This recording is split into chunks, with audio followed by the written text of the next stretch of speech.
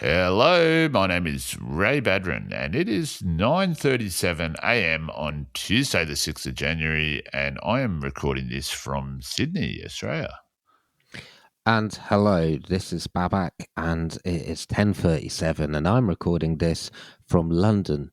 Did I say it's Monday, the 5th of January? Whoa, 10:37. I did that all the wrong way round.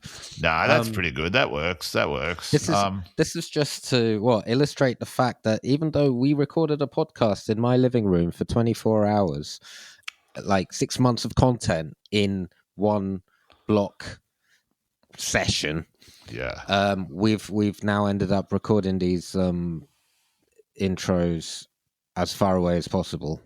Yes. We need to get this podcast out. I'm actually worried that after we record all these intros, you're going to tell me, why don't we record an intro to this intro? That would be a good idea. I knew you would think that would be a good idea. Or you'd do something like, let's not release the podcast and then do a podcast about how we never released the podcast or something like that. I know you'll come up with an idea like that, and we just need to get this podcast out. I feel like we just keep jumping around. It's like you come up with these big arty ideas and then sometimes it goes, and then I'll try and make it more accessible, and then you become the artist. It's like, no, it has to be like we're doing these intros now so that they're exactly 1 hour an episode. Yeah, I think that's pretty good. Well, I feel shameful that I've edited the podcast because I keep saying that it's not going to be edited. There's a lot. We learned a lot through this whole experiment, and I feel like this episode 4 was not a testing one. I quite like listening back. Our guest is Erika, a friend of yours who I meet for the first time.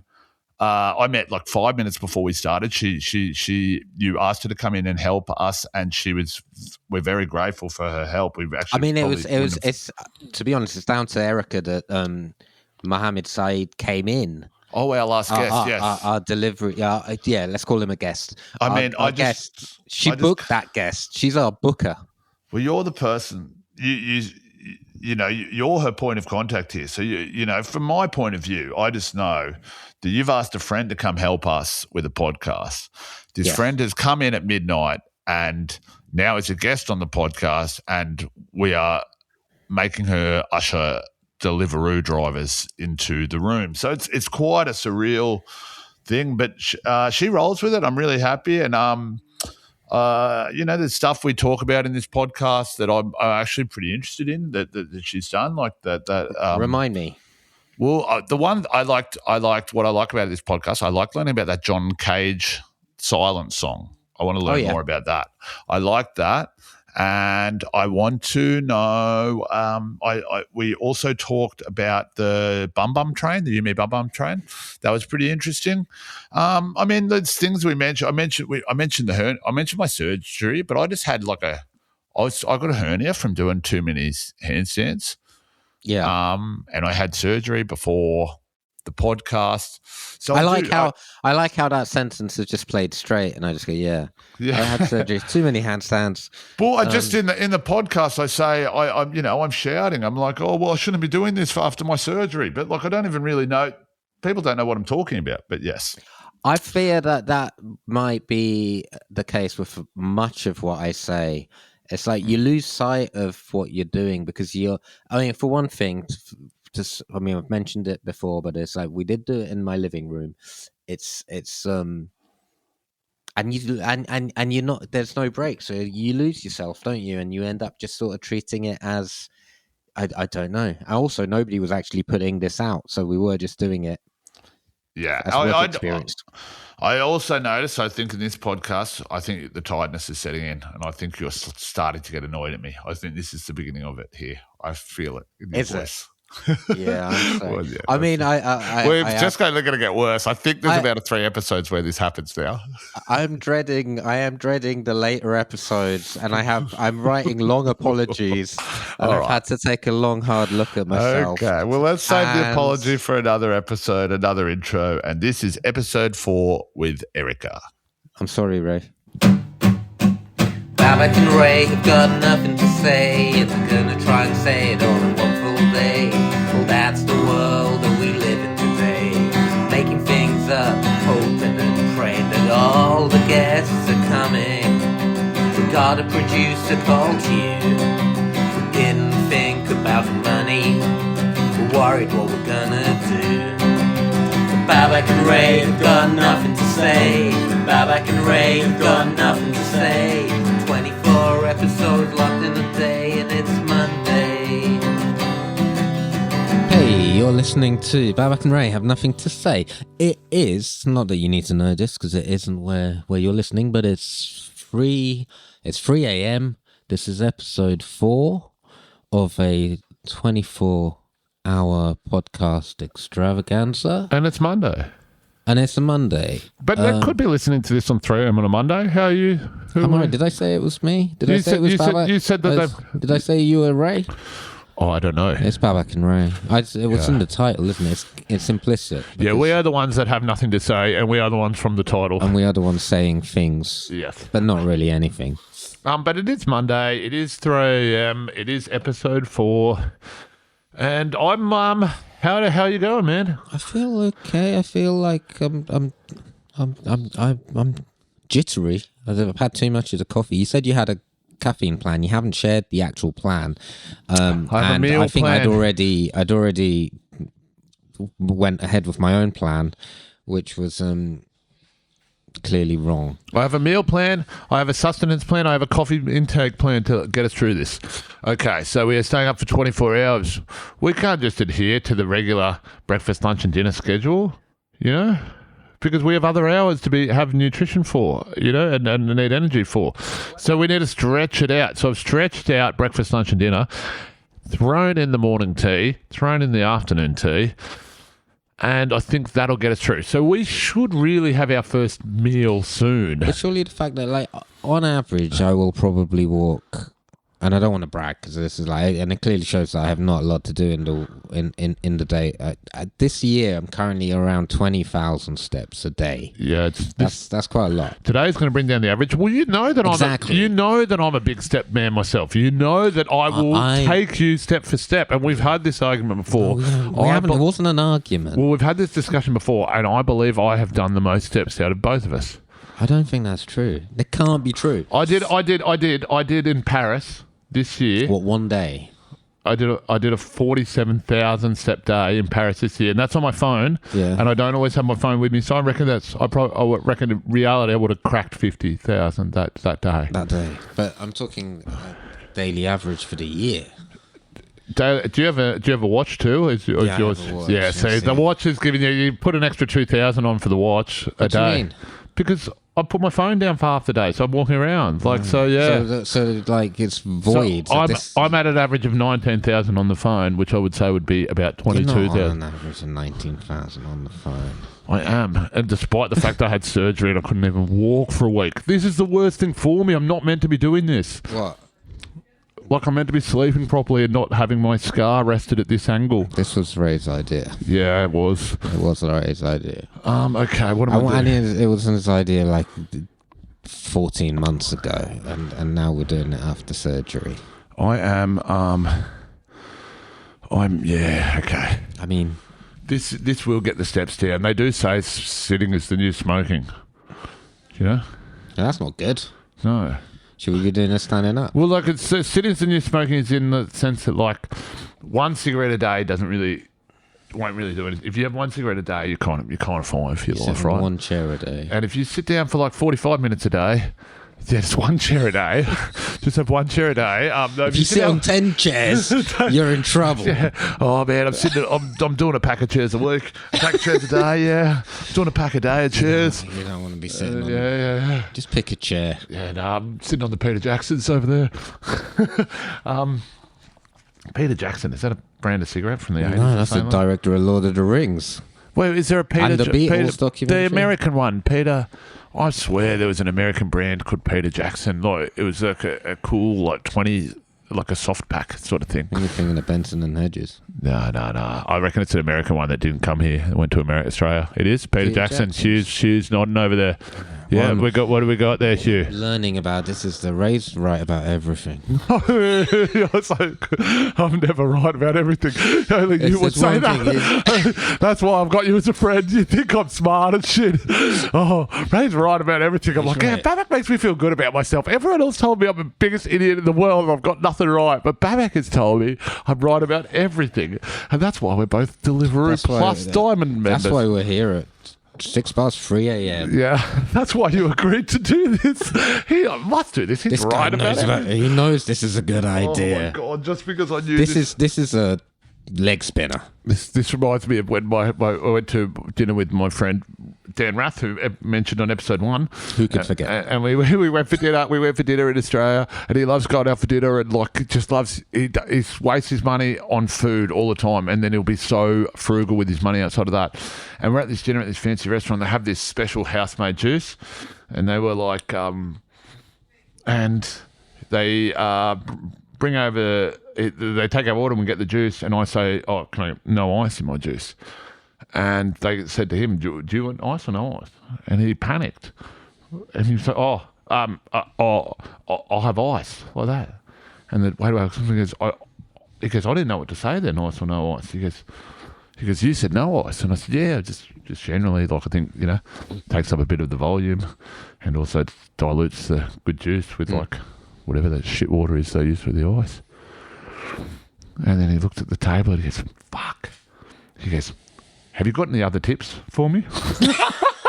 That's what he was like. After that tip, he was ready to follow me through life. He goes, "Have you got any other tips for me?" Right. Yeah. So that kind of reminded me of you just then when I got the fact right about the cigarette brand. You were like, "Ray knows everything." No, I said it in a more frustrated way. Oh, right. Like, he keeps knowing. No. He's always proved right. I always think he's going to be wrong. And that's why I'm hoping that this idea's going to get us to the top. He keeps telling me this is going to get us to the top. This will take us to the top, this one. This is going to take us right to the top. But you had an idea equally, some might say slightly better than this one. Really? The 25-hour podcast. I did. 1 hour better than this, yeah. A Christmas special. And like, if you've gone to the effort of going, why wouldn't you just do that extra? So this will probably be, if you think about this, like, when was the last time you were non-contactable for 12 hours, like a full day? Like, I'm not talking even the sleep. It'd be a while, right? Like, it'd have to be like hospital or something. Like, when are you not like there? I haven't actually. I've been fortunate enough not to have had to do the hospital thing. So no, this is it. This is me. It's like I didn't have a phone for a long time in the 90s when no one did. Yeah, right. Yeah. That was so yeah. How are you going, Hugh? How are you holding up? How's our producer? Yeah, it's good. Just here in Video Village, technical zone. How's all the tech going? Obviously, it's quite nerve-wracking to do this. Yeah, I mean, I've done this a bit, but never this consecutively. So there's some deep worries flowing through me constantly. There might be a slight beep in the first 3 episodes, so maybe you can email in. I heard the beep. Easter egg. Just one beep an episode. You have to give the time code for the beep. And then you can't just say I heard the beep because that's like an easy win. That's true. Yeah, yeah. You give the catchphrase. I heard the beep. We'll get a t-shirts made up. In the movie Fight Club, you know how he talks about like how Brad Pitt's like job or whatever, the split person.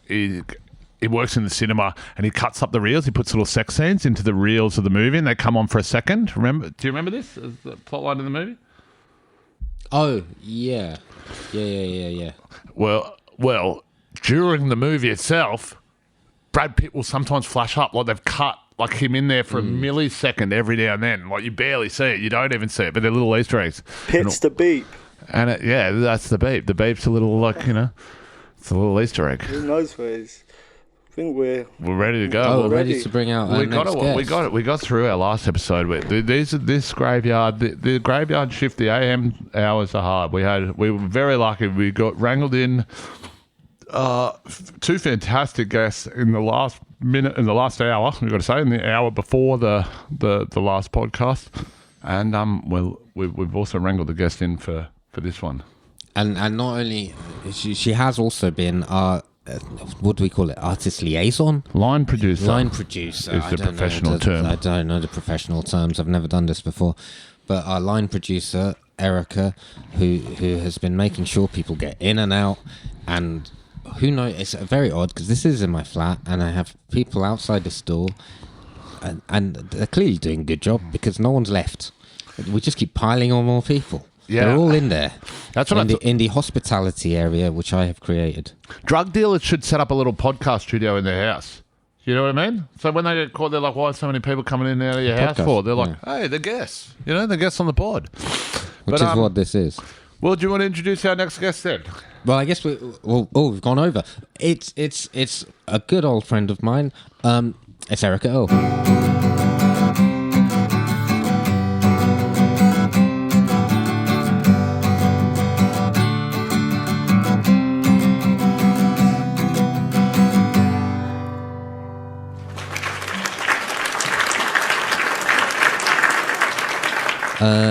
I have to just start. Hello, Erika. Thank you. Hello, Babak. Hello, Ray. Hey, Erika. Thank you for coming on. Thank you for helping out. Can I ask what are your thoughts so far on this whole project? How your experience has been? I think it's a great challenge that you're doing. I'm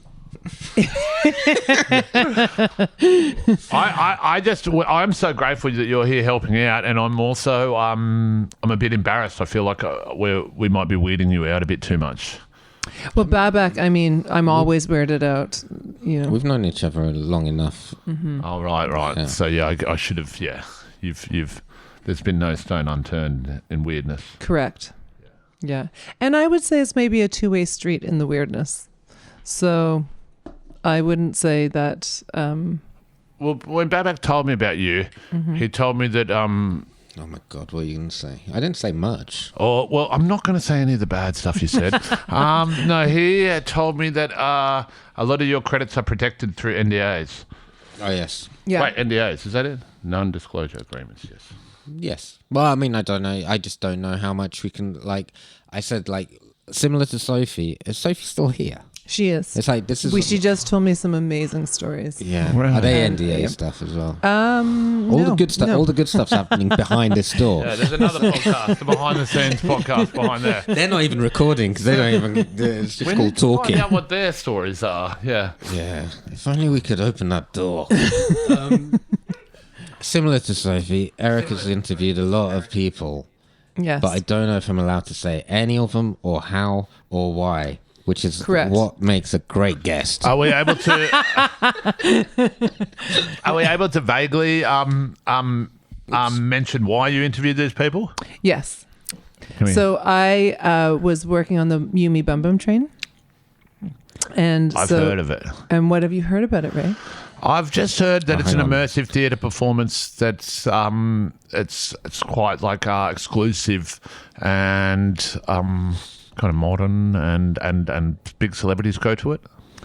And everyone's sworn to secrecy about not saying what's happening there.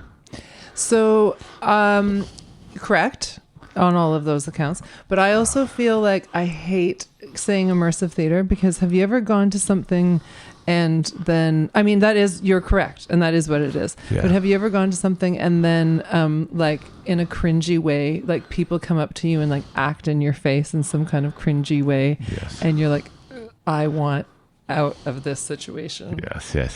I have been in that situation. And this is 100% not that. It's so 100% not that. No, this is... I think immersive theatre, it's But it is called immersive theatre, technically. No, immersive theatre is kind of like improv and stuff like that. When it's done well, it's better than anything. But for the most part, it can be a bit like dinner theatre sort of vibes. Yeah. Theatre show sort of vibes. But yeah, so... Is this show ever coming back? What it did seasons in America and one here or something? It's never done any in America. It's only been here. Only in Europe. Yeah. But I mean, I feel like I'm a multi-layered human being, Babak. We have an international guest though. We haven't had Someone from America? Whereabouts are you from? I'm actually Canada. Far out. I knew I'd do that. Okay, so whereabouts in... we don't have any Canadian guests, do we? So I've actually lived here for 26 years. How long have you lived here, Ray? I've lived here for about 6 years. Okay. Yeah. So that's why Babak Ray and I... came for the COVID. Pardon? I came for You the came... COVID. Oh, really? Just before, Oh, yeah. bless your soul. Yeah. Yeah. So, So I am from Canada, but I often when I'm in a situation, so I'm basically from the Canberra of Canada. all right, wow. You know what I mean? That's a good reference. Thank you. How are you able to make that reference? One of my best friends is from Parramatta. Oh, right, yeah. But I've been here since 1999. Have you been to Australia? No, not physically, but in my heart and in my soul, I have. Yeah, so I've been here for quite some time. Hence why I've known this person, and we have 1 million friends in common. You have 1 million friends. Yeah. I have this whole other life. Wow. I don't go out there, so I don't see anybody. How did you two meet? We met because our first guest, Sam Campbell, was going to be a guest on his radio show, and Sam brought me along, and then Sam didn't turn up, so then I just walked in and did the radio show with Babak and met him on air. So that radio station, I'm married to one half of that radio station. It wasn't. Oh, it wasn't that radio station. Okay. Oh, I NTS. should have just kept my mouth shut. And, yeah, it was, I was married. we I met- was married. I'm ex. We He's met my at ex-husband. Soho Radio, but Ray's done lots of NTS with me. Okay. Wait, But so who are you married to? I'm not married. Sorry, we've been divorced for 1 million Who's years. the ex? My ex-husband is one half of NTS Radio. Oh. Wow. Yeah. Sorry, I didn't mean to say married we were married 100 years ago. Yeah. 100 years ago. But yeah, So that's another connection. yeah. But again, so I don't want to. It's like I never see anybody from NTS other than whoever's producing on a Saturday. Shout out to Theo. These days it's him. And Alfie. Who's the show before us? He's gone to Pakistan, right? That's why. Alfie's gone to Pakistan. Alfie was someone I really wanted to get on as a guest. Tottenham's fourth goalkeeper. Ex-fourth goalkeeper. That X thing. Yeah. It's hard. It's coming back. It is difficult. Damn. And what's your favorite thing about staying up this late? What's my favorite thing? Yeah. It's like guess it's all the exciting things I can learn about how right Ray is about all the facts. No, I guess at this time of night you get to watch TV without get to be a bit of a slob, get to lie around, Yeah, I guess it's I used to be a proper night owl. That's what they call it, right? But now I sort of this year that I haven't been drinking, whatever this experiment is, I do get tired, and I've had to appreciate what sleep. This doesn't work with what we're doing right now, but it's only recently. Great time to do it. Yeah, Great it's time only to recently settle that I've gone. Oh yeah, sleeping. It's like when you heal. If you lived in a biodome, like a microcosm for society, Erika, what time would you have your wake up and sleep time? That is a fantastic And question. I'm assuming the sun rises and sets at, say, regular time, so 7 a.m. and 7 p.m. And you don't have a job. So the biodome creates it to be... What does the effect of the biodome have? It's just a microcosm, a new like a society, a new life, like a new little society. And the biodome, the sun comes up at 7 p.m, the sun comes down at 7 p.m, and it's a perfect little ecosystem in there. Mm-hmm. And you don't have a job. What would be your biological instinct? He keeps hammering home this. You don't have a job. I don't. It's like whatever you said, and you don't That have has a job. nothing to do with the thought experiment, but just to let you know, you don't have a job anymore. Now back to the thought experiment. I think that I would wake Ray's up at trying to 1 say p.m. 1 p.m. And I would go to bed between 2 and 4 p.m. Wow. No, AM. Yeah, AM. that makes more sense. One. I know that as fact because I'll get messages from Erika like 3 a.m. she and I sometimes it's rude, but I'm like trying to go to sleep, so I'm like, I can't reply to this now because she's not actually asleep, and she will reply, and I can't start the conversation. So I apologize for not replying to those because I'm also awake. Yeah. What would yours be? Mine would be quite the opposite, to be honest. It would be Ray gets up when we're going to bed. I'd kind of do. Oh, really? That's I want to be you. I'm like you're almost, aspirational to me. I'm almost on the exact opposite schedule. I'm like 6 a.m. to like 8 p.m. would be my biodome. Damn. I don't think I could even sleep that long. So it'd be 6 till 10 p.m. So 10 till 6. What's that? 8 hours sleep. Yeah, that's pretty good. 10 till 6. Wow. 6 till 10 every day. Yeah. Whoa. And you can just like 10 out. Yeah. If anything, I struggle to make it to 10. Really? I can't go to cinema movies at night and stuff like that. I fall asleep so quickly. Wow. I don't have the problem. I have the problem waking up. I wake up and I can't get back to sleep. Going to sleep, no problem. Wake up, can't get back to sleep. So, Ray, let's talk about what time of night were you born? Oh, I think I was born about 9 p.m. on November 29th. Okay. Oh, it's coming up. And I think I'm Gemini rising or something like this. Okay. If this is what we're getting at. When would your biodome, is that the word? When would your perfect thing be? I don't. I think I naturally go to bed around 2 a.m. Yeah. And 2 a.m. I think you're. I don't sleep a lot. I'll get up by 8. Mm-hmm. I don't think I've ever done the 8 hours. Interesting. Nearly done the 8 hours. Well, I think as you get older, like that sort of goes down.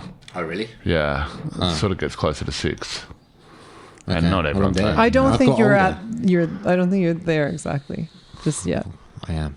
I'm doing a 6 or 5 or 6. And can I ask, what would be your favourite thing about staying up late at night? What would be your... It's I have ADD, and it's that I subconsciously the world is quiet, and so you just have your brain can just think a little better. But then, arguably, it's probably the same thing as like early morning. I would It's say, the yeah. same answer. That's the same. That's the kind of reason I like the mornings, you know? Like, I've got ADHD and it's just like a bit extra time to walk around, quiet, nice. Yeah, go get a coffee. I like it. But then the whole COVID time was like that all the time. COVID, my sleep really went out like bad. I mean, my sleep took a few hits with the traveling back and forth from Australia and the jet lag, and that started to ruin it. My job, the late night working, stand up and waking up early in the morning, and then COVID. And now I sleep just random whenever I need sleep. I don't even really, just a few hours here and there, whatever I can. It's cut to next episode. Sleeping. Well, I have epilepsy, and that is like sleep is like the number one defense against having seizures. Yeah. One of which I've had on Babak I've had a seizure on Babak at a funeral. On his leg, which I slid down and rested on his foot. And at the time, it was a time at the funeral where it was a moment of a song of silence. Well, you can probably say it better because I was unconscious at the moment. But Well, just kind of like Eric has told me about these seizures so many times that I'm often like, I don't want to sound rude. I'm doing this on record. I'm like, I need to get out of here before Erica has a seizure because I don't know how to deal. Like, I wouldn't know what to do. But we were in. I mean, it was our dear friend's funeral, and I could see. I mean, I was at the time. I was something I'm struggling with now is like I can feel like my stomach's going to do some gurgling. Yeah. Because it's kind of like, I don't know if it's nerves, I don't know if it's hunger, it's just late, whatever it is, it's kind of quiet. It's like, it was quite quiet when people were doing their speeches, and I'm like, my stomach's going to make some big old noise. And I'm looking at the order of service, and the next thing coming up is John Cage's 4:33, that if you know is just 4 minutes 33 of silence, but it's an exact thing that was going to be performed by Alexis from Hot Chip. John Cage 4:33. So he's a composer, and it's like the piece of music is a 4 minutes 33 of silence. He was in so the Velvet Underground. So why? But John what, Cale. John Cale. Okay. John I'm Cale. mixing Who that did I up. say? No, Which one's you're right? saying. I thought it was John Cale. Cage is the right one. You're probably. I No, would she's put you right. to be the Ray's authority. always right. No, I'm not I'd put always you right. to I be don't the know authority. anything about this stuff. But I'm definitely not going to be right on this. Is it what? Yeah, Cage is silence. Yeah. Can I ask why is it 4:33? What? Like, surely that has some significance, right? Like, Yeah, but I don't know. I don't know the significance of the piece, but that's because like surely I'm not Google it. trying to shit on it because I'm not trying to understand a bit more, but like surely other people have done this as well. And how come that one's the most popular one? Like, I mean, this is Great an question, Ray. old- Great question. Maybe he's the first one. I mean, this isn't like I mean, I don't know when this piece is from, but it's like I old. thought it was by someone completely different.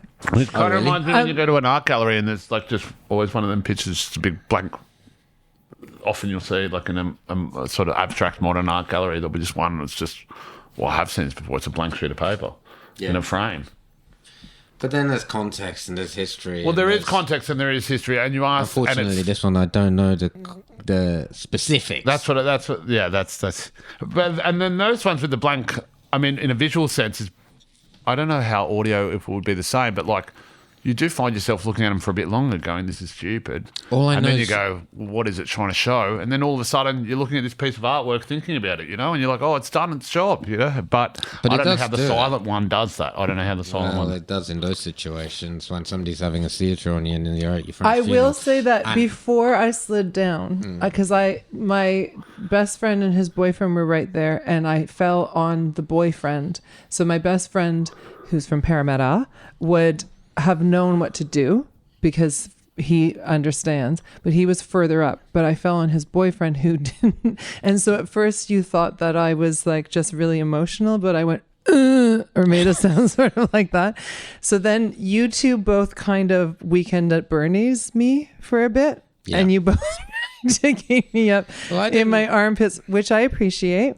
that was wrong. But I appreciate it very much. And then I feel like Mark would have loved all of this. The problem was like the piano that like the speeches would have been in front of us, but the They piano were. for the performance where you don't even play the piano was behind us, and we were leaning against the piano. So suddenly all the attention's come back Everyone, the whole congregation turned back to listen to this, and the main to listen to silence. to listen to silence performed by Alexis from Hot Chip, and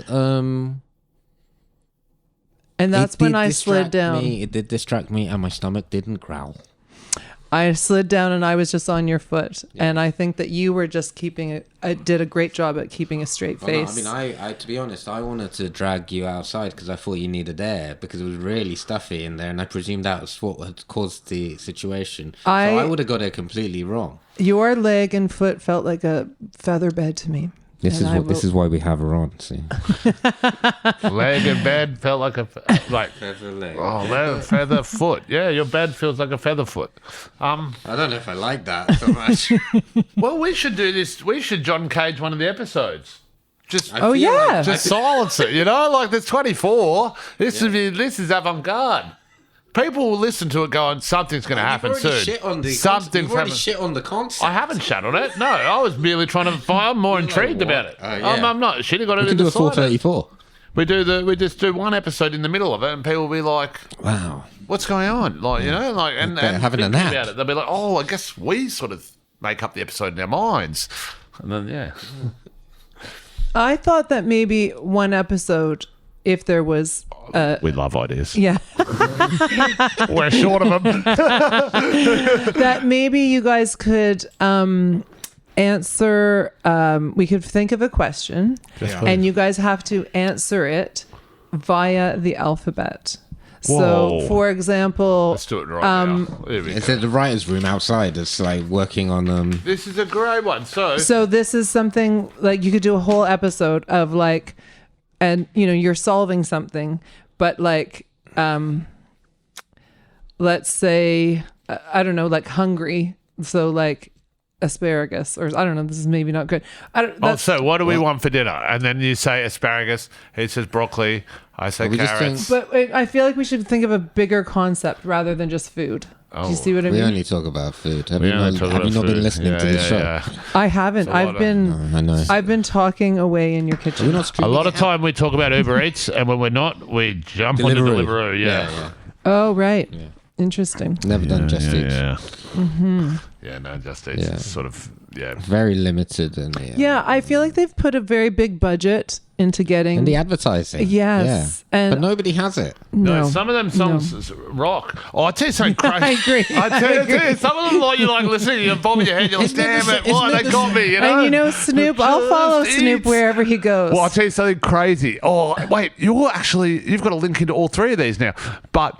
because I got obsessed with the songs during COVID. I was like, these songs are good, man, on the Just Eat ads. I'm talking to a friend in Australia. I'm like, man, they got these ads over here. Snoop Dogg's doing a Just Eat. So I've got it in my head.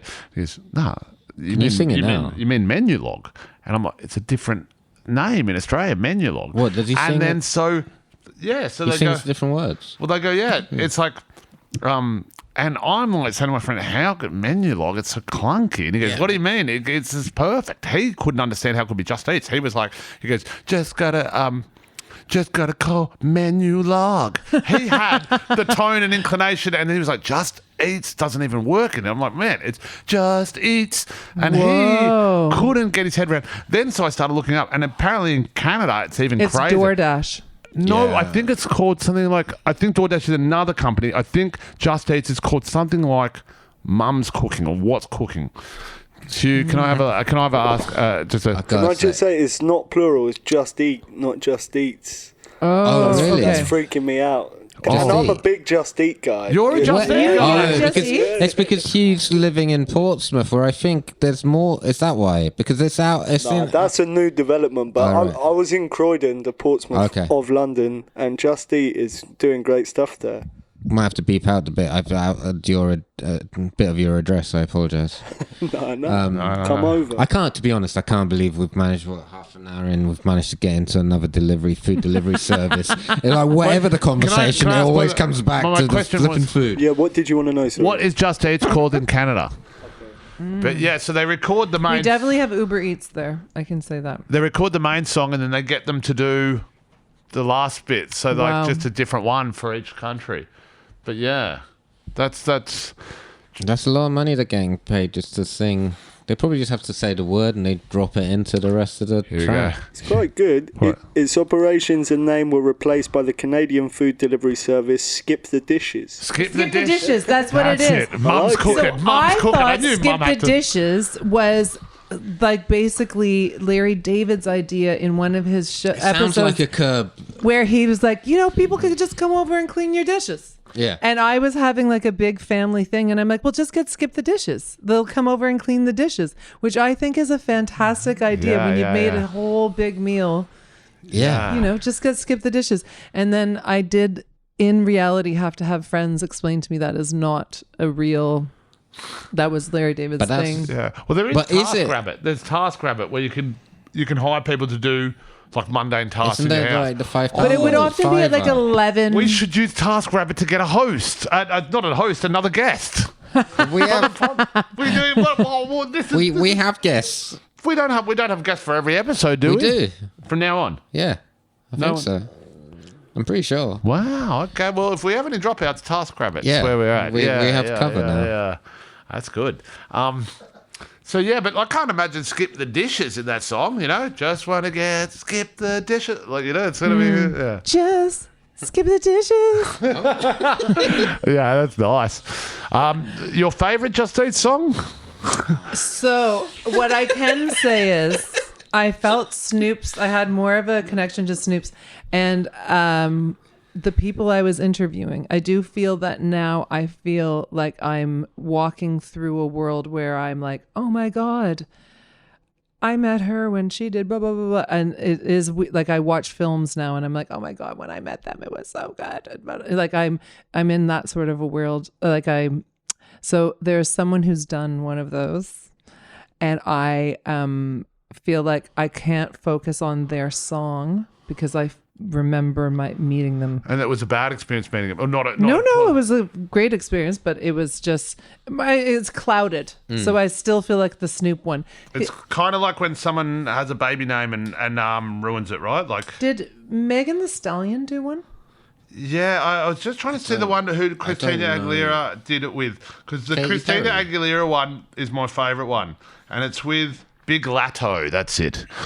Whoever Christina Aguilera. Yeah, and Big Latto. That's the best one out of them. Christina Because she's at the Aguilera. beginning and it's like this. She's like, a ring, ding, dong. And you're just okay, here we go. This is basically Ray's Desert Island discs. Yeah, so everything I've done is linked to Uber Eats. So that the music I listen to is like I've charted their music and So, okay, talk me through this. You arrive here in 2019. Yes. So my eyes set on becoming a world-class stand-up comedian. Which we can see. Thank you very much. Here. No, I have been performing stand-up a little bit in Australia for a bit. Australia's similar to Canada in a vibe-wise. Obviously, and sometimes people say that and people meet like that. As in personalities, we're sort of cousins of a bigger country, a bit more humble and stuff like that. But we are just so much further removed from everything. So I think Canadians do this a bit as well, but I don't think they do it as much because you can just go to America and stuff like that. But Australians will often go to a 2-year gap year somewhere and stuff like that. And the UK, we have a visa reciprocal visa we agreement. have a 2-year because we're all part of the Commonwealth or whatever. Yeah, so we can get that. So most Australians do that at one point in their life. I did that, and I had been doing stand up in Australia for a bit, and I started doing stand up here when I was doing that, and I got very luckily too. I'm not saying this didn't usually happen to me, but I was at a certain level. I'd been doing comedy for a bit in Australia, and then I came here and I was sort of new again. How did it feel to be new again? Great, I love it. You know, are you lying? No, I love it because you're new, but then you've got all the knowledge you've got from before, so you get to restart. You know, that's great. It was kind of like baby. It was kind of like the baby question from before. Imagine being a baby with the knowledge you have, because it's like so everyone's like, oh, there's a new comedian. He hasn't done Edinburgh Fringe yet. He hasn't done this yet. Like, so all the managers are coming to watch me and all this stuff, and. It's unfair because the people that are new are very new, and I've been doing comedy for a few years, so like I've got an advantage. But that said, I was a bit of a prize pick. I was going for meetings for management agencies, and I couldn't believe it. And then I signed with the big management agency here, and they say, and there was a couple of meetings to do that, and one of the reasons it fell through the first meeting was because I told them that I stupidly said that my plan was to have an all year round summer because I could travel back and miss summer here and have summer in Australia. Smart. But that's what I thought. But they were like, this is the worst goal I've ever heard in my life. This is not something like they thought I was going to say, I want to do this big show and stuff like this. And I was like, no, I want to have an all year round summer. And they were like, come back when you're serious. And then so I went back and I said I'd moved to London and I was serious, but I hadn't. And then they were like, we want to sign you, put you on a development deal. So I signed this contract, 5-year development deal, big contract, you know. And then about 3 months later, COVID happens. Yeah. No. Yeah. And now he's here. And but this thing is going to take us back to the top. And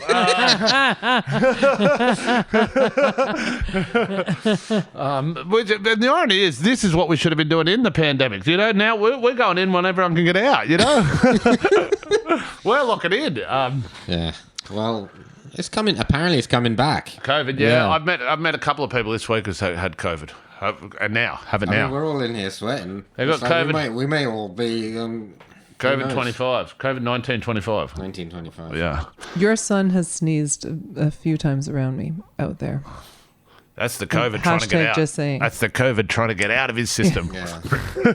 Get out of his system and into another system. We shouldn't be, in case it's actually true, we should probably keep quiet because I don't want to take down the entire... COVID-19. I don't want to take down the entire comedy circuit and these lovely people that are still here. Nobody wants to leave. They're all Look at that. You make an environment so wonderful that people are not willing to leave. Well, that's very kind. I also think it might have something to do with the time of night and the lack of transport options.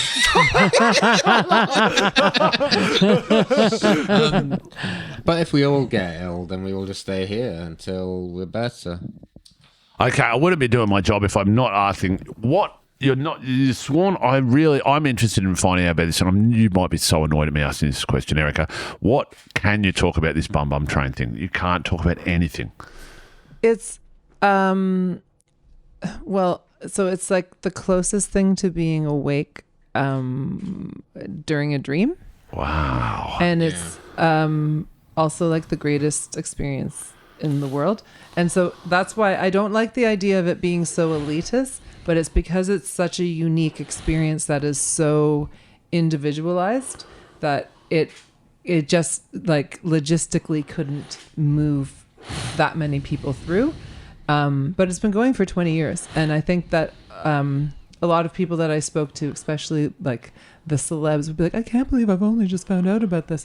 And that's because it's just sort of, it's taken a while for it to like galvanize for, I mean, this time it's like what was mad is that like I knew the building it's in, and I can't. You knew that building? As in, I knew it was what was going on in there, and it's near. So I'm not going to say, but like I walk past it a lot, and I'm like walking past, going like, I don't know what happens in there, but mad crazy shit's happening in there right now. It reminds me of that movie, The Game, with Michael Douglas. Did you ever see that? It's basically, yeah. Have you ever seen that movie? David Fincher film. It's like a 7 out of 10 that kind of was like, there's a few of them in the 90s, you know what I mean? It never gets put on TV. It doesn't seem to be on streaming. I tell you what, Michael Douglas it'd be due for a good remake, I reckon. A good remake of that. Who would be the star? Oh. Who would play? I mean, you've got to go if you just want like Leo or something like as big as possible, But it's a straight guy, straight older man. That's what it was. Like a classic actor, Michael Douglas. Who's Michael Douglas? Who's the Michael Douglas equivalent now? That's what I mean. I'm asking you. Is it Glenn Powell? Oh, Glenn Powell stinks compared to Michael Douglas. Michael Douglas had so much more personality. I'm just thinking, I don't know who's Glenn Powell's. Is it Ryan Gosling? No, these are all pretty wooden though. Like this is the world we live in now. No, you got your Daniel Day-Lewis's, you got your Leos. Could we not just make an internet an AI guy? No, make an internet campaign for people to start watching it now? The Game. Yeah, like the Bring youth of back the today. I don't know if I want to put my name on that. Bring back the Game. Bring back the Game. I don't know if I want to put my name on that. I just saw it and I thought, oh, it's like weird because it's a David Fincher film. I think it's a David Fincher film. It is a David Fincher film. It was like his second one. It was like I want to see its ratings and stuff like that. But it's like, it's not that poorly rated, but it is like this big banker gets like a voucher. You can't like talk, a rich again, and it's like Bum Train. You can't really talk about it. Oh, you're not allowed to talk about the Game. Yeah. Just because you ruin it. It's like, That's the whole thing. It's not trying to be, when you said it was elitist, I understand, but it's not trying to be like dick elitist. It's that if I told you anything about it, then it would ruin your potential experience or anyone else's potential. It also is elitist, though, in the sense that like it's obviously a big operation, so it'd be expensive to do, I'd imagine, to participate in for a ticket and stuff like that anyway, because that's going to price a lot of people out, But they did do a lot of there were like different nights that were volunteer, like were for charity evenings and people on job seekers allowance, and there were so many stories that I wish I could tell you right now. But yeah, like, we're one of the most famous celebrities in the world, it was during the job seekers night that I was interviewing people, and then I just got turned to and was like, so when you're interviewing like the most famous person in the world tonight, I was like, what? Because this was all people who were like on hard times, and like, just please get her to look into the camera, and it was all very funny. We need to move on to another Erika's topic. made a film. What? Yeah. This is more exciting than anything I've heard about. So this a film. Please tell me more. How? What length? He always goes there. I'd love to. It's a short film, and it's I reimagined the what might have happened. Because so I was found in the road. I had been unconscious for over 40 minutes in real life. Wow. And like I'd had a giant seizure. And like that was like a really surreal experience, obviously. And like I will never be able to thank those people. And this isn't really thanking them because I'm just like imagining some fake world of what it's actually probably a little bit worse the way I've imagined, because I've made it sort of comedic of who these characters are. But these two cars driving in opposite directions in real life they both thought I was just a pile of clothes. And so they're the cars that stopped and pulled over, and because they want free clothes. yeah, exactly. Free clothes, kids. That should be the title. Yeah. Free clothes. Road clothes. Road Clothes is good. Road clothes is good. You know. Yeah. You got Roadhouse. Road clothes. Road clothes. Yeah. Roadhouse, which I brought. I didn't really know you that well at the time, and I sort of bossed you around, and I was like, do you know that Babak has made illustrated every scene of the movie? Oh yes, he did tell Roadhouse? me about this venture he went on one point. Yes.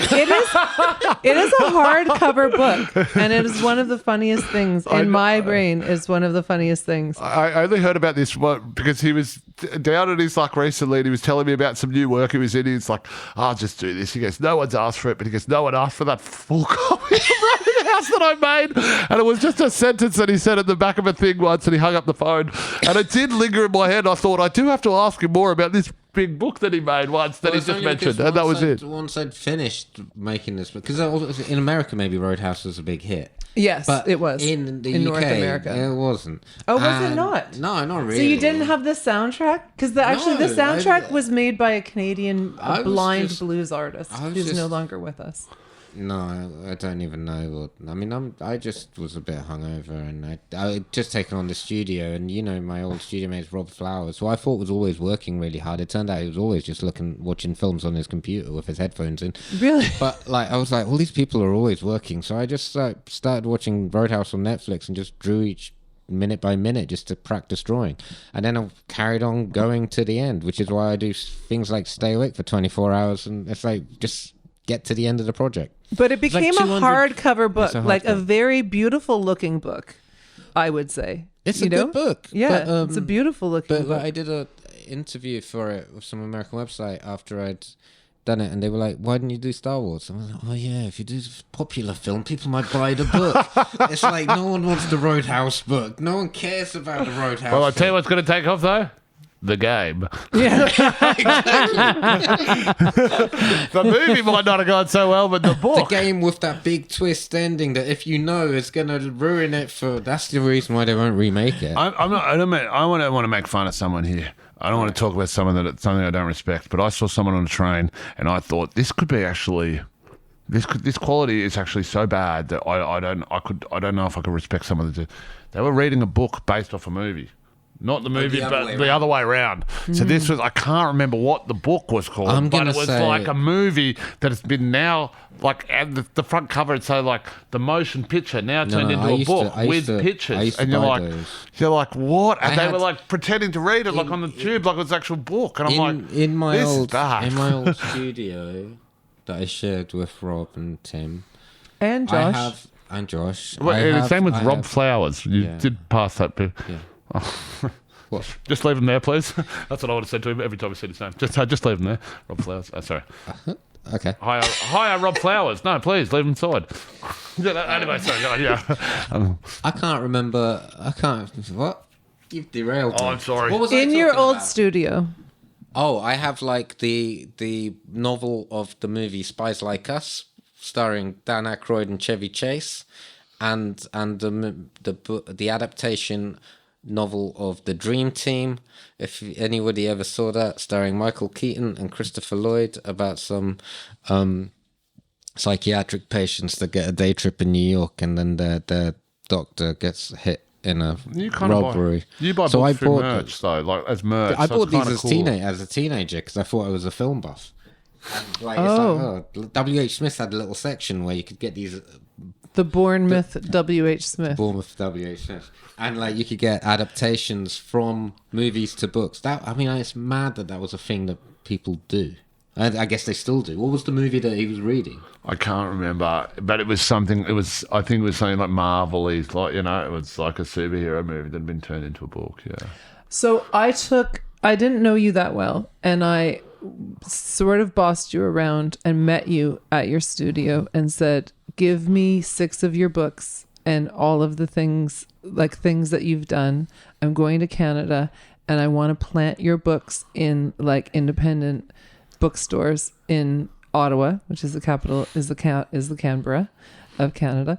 And just because me, like you in the Bournemouth W.H. Smith growing up, I felt like me growing up going to those independent bookstores, I would have wanted to have come across. I just thought it was so funny. I thought the whole Roadhouse, I knew the movie and I thought it was hilarious, with starring Patrick Swayze, a diversion from his Dirty Dancing time. And so I did that and I walked around, and it was also kind of weird because once I got to the bookstores, I would be like, hi, I'm not asking you to buy this or anything. I'm just can I put this on a shelf? Like it was like, and like the person on the till is just sort of like, I guess so. And you also had painted postcards of famous television sets, which was like Seinfeld, Friends. And so I had a bunch of those that had your details on the back. I'm like, can I just leave these here? So it was like eye level is bi level. I'm very big in That is I'm so very nice. big in Canada. That is so sweet. Can you take our podcast to Spotify after this, please? We just need to leave this with you, yeah. I see talent and I just want to share talent. That's what it was. Yeah, I don't think that's the traditional way agents get their books into the stores, but yeah, it seems to work if you just put it in there, One of the bookstores was owned by a friend of mine. He's the first person I ever smoked a joint with, who I was ever high with. And he has like a music studio. Like he's got a little bit of a like culture situation there. And I left it for him and I left a message. Just like, you're bonded by life. If the first time you got high was together. Right. So, and he was very appreciative that I did that. That's good. I mean, there's 200 illustrations of Patrick Swayze in that book, and not one of them looks the same because I never got good at it. Wait, so the movie is 200 minutes? No, I don't. I feel like maybe it's not 200. I don't know. It's definitely not. Roadhouse is definitely not. But did you do a picture per minute, or no? Is that what you said? Like that. Wow. I remember a lot of watching the movie in my youth. A lot of like this. Like sticks, a lot of that kind of fighting. I feel like there was a lot of that stick fighting in the 90s, That's a bit more of a 90s thing. Ballroom brawls, if you watch it. It's like but like stick fighting, like that, like how Eric was like, they got brooms and stuff like that. Yeah. There was quite a lot of sexy times as well. In the 90s, there was always a sex scene put into a softcore sex scene put in, because they tried to have a bit of everything in the 90s film. What's interesting in Roadhouse is there's a bit did you draw the sex scenes? I drew the one because there's a guy that walks in and there's a man having sex with the waitress, and for some reason he's completely naked, and that never happens. The lady isn't completely naked. We've got to wrap this up. But, so Patrick Swayze's naked? No, it wasn't Patrick Swayze. It was just some scumbag who worked in the bar. We do have to wrap it up. Erika, we thank you for helping us out on the show so much. Thank you for coming on it. Appreciate Are you coming it. back? You don't have to. You don't have to. I could have asked you that because we got to wrap it up. It's been an absolute pleasure. I'm wishing you joy and happiness and the best with all of this. Thank you, Erika. Good Thank luck, you. guys. Thank you. Let's go to Tesco. Let's go to Tesco. There's a place around the block where people like to go and flock, and the shelves are fully stocked. Well, that's the Tesco way. Perusing round the aisle, you've been there for a while, 'cause these prices make you smile. that's the Tesco way. It's like the company made a pact to fight injustice, put it under attack. £3.40 sandwich, drink and snack. Well, that's the Tesco way. When you've given up on life, got no money, divorced your third wife, Kit Kat chunky, half price. Well, that's the Tesco way.